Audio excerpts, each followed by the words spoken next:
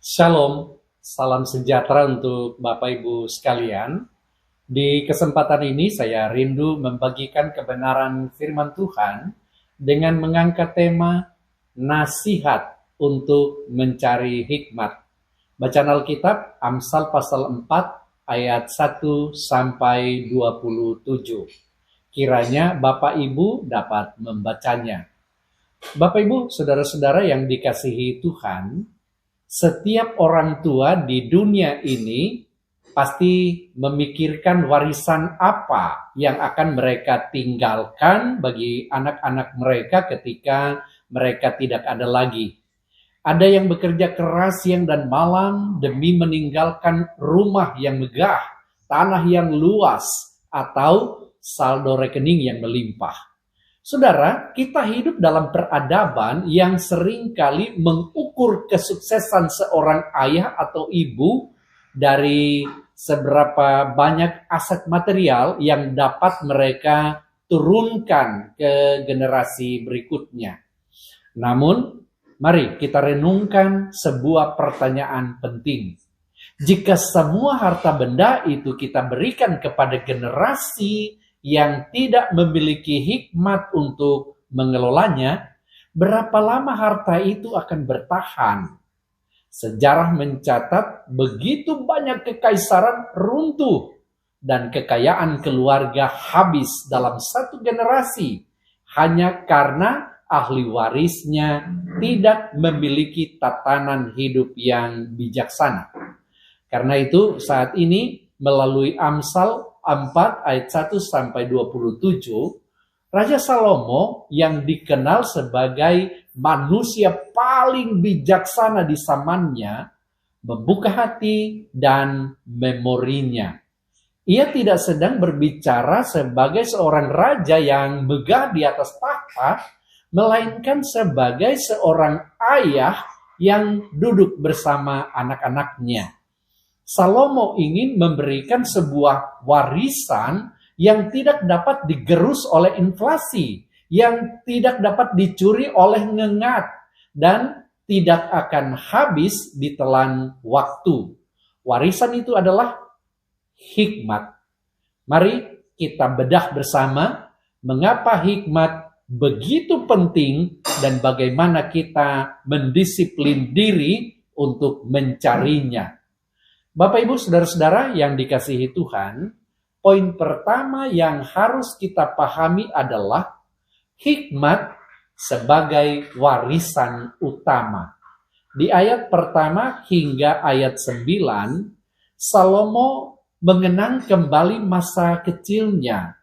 Ia menceritakan bagaimana ayahnya, yaitu Raja Daud, dan ibunya, Batseba, mendidiknya dengan penuh kasih sayang. Daud tidak menekankan kekuasaan tahta sebagai hal utama, melainkan menanamkan kalimat ini.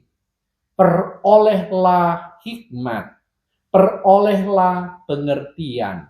Janganlah meninggalkan hikmat itu, maka engkau akan dipeliharanya. Saudara, coba perhatikan kata hikmat di sini menggunakan istilah Ibrani chokmah yang tidak sekadar berarti kecerdasan intelektual atau IQ yang tinggi. Chokmah adalah keahlian dalam menjalani hidup sesuai dengan rancangan Allah. Ini adalah kemampuan praktis untuk membedakan mana yang baik dan yang jahat, serta memilih jalan yang memuliakan Tuhan di tengah dunia yang bengkok. Salomo menegaskan bahwa hikmat harus menjadi prioritas nomor 1. Permulaan hikmat ialah perolehlah hikmat, dan dengan segala yang kau perolehlah pengertian. Artinya, investasi terbaik dalam hidup ini bukanlah pada benda-benda yang fana, melainkan pada pembentukan karakter dan cara pandang yang takut akan Tuhan. Cobalah saudara bayangkan sebuah kapal pesiar yang sangat mewah dilengkapi dengan teknologi tercanggih, interior berlapis emas, dan mesin yang luar biasa kuat. Namun, kapal mewah ini berlayar di malam yang gelap gulita di tengah lautan yang penuh dengan batu karang yang tajam, tanpa memiliki kompas, tanpa memiliki GPS maupun panduan dari mercusuar.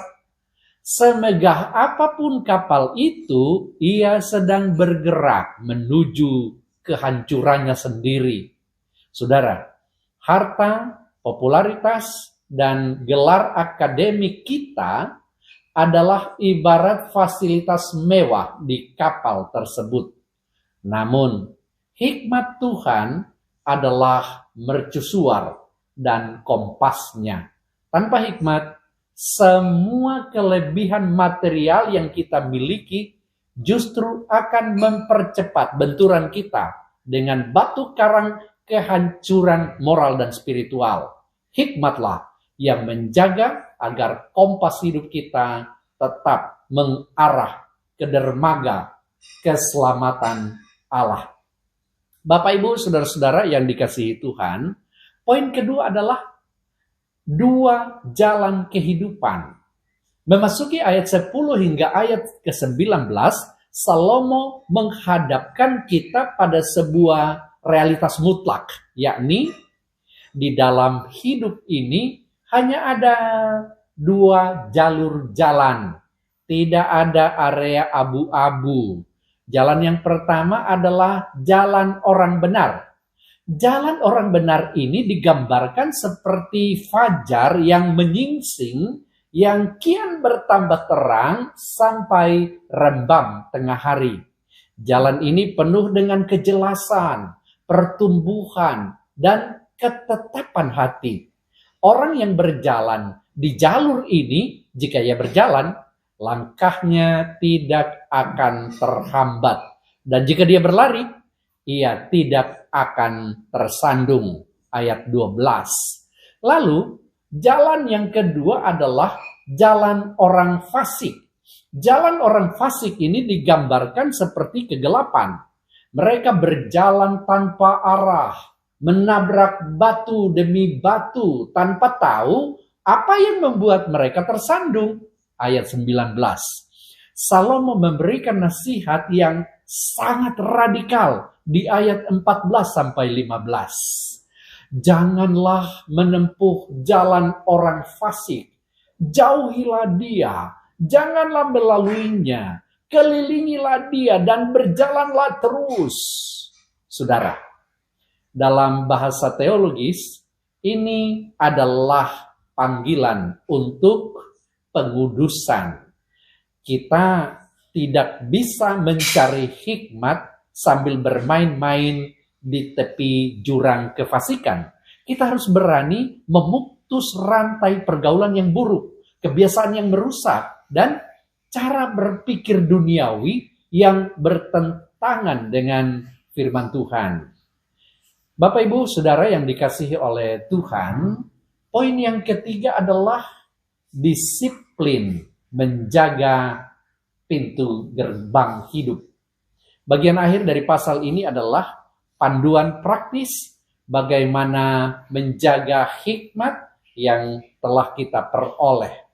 Salomo menyebutkan beberapa organ tubuh yang krusial yang berfungsi sebagai pintu gerbang keberadaan kita. Pertama, hati, ayat 23. Jagalah hatimu dengan segala kewaspadaan, karena dari situlah terpancar kehidupan.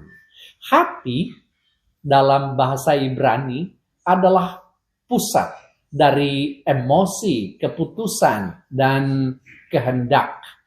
Apa yang menguasai hati akan menguasai seluruh hidup kita. Kemudian mulut dan bibir, ayat 24. Buanglah mulut seron daripadamu dan jauhkanlah bibir yang dolak-dalik daripadamu. Hikmat sejati terlihat dari bagaimana kita mengontrol ucapan kita. yakni bebas dari gosip, bebas dari fitnah dan kebohongan. Kemudian mata, ayat 25. Biarlah matamu memandang terus ke depan dan tatapan matamu tetap ke muka. Kita harus fokus pada visi ilahi, tidak tergoda oleh distraksi di kiri dan kanan yang menawarkan kesenangan sesaat. Berikut kaki, ayat 26-27. Ratakanlah jalan-jalan kakimu. Janganlah menyimpang ke kanan atau ke kiri. Jauhkanlah kakimu dari kejahatan. Ini berbicara tentang integritas langkah kaki kita dalam pekerjaan, dalam bisnis, dan tentu saja keseharian kita. Bapak Ibu Saudara yang dikasihi Tuhan, nasihat dari Amsal pasal 4 ini bukanlah sekadar untaian puisi kuno dari masa lalu. Ini adalah kompas yang paling esensial bagi kita yang hidup di abad ke-21 ini. Di era digital saat ini, kita tidak kekurangan informasi, tetapi kita sangat krisis akan hikmat. Kita dibombardir oleh ribuan opini setiap hari, namun seringkali kehilangan arah tentang apa yang benar di mata Tuhan. Karena itu, mari kita bawa pulang 3 perenungan untuk aplikasi praktis dari firman Tuhan hari ini. Yang pertama, evaluasi lagi prioritas kita. Apakah dalam mendidik anak-anak kita atau dalam kita mengejar masa depan pribadi, hikmat yang takut akan Tuhan telah menjadi target utama kita?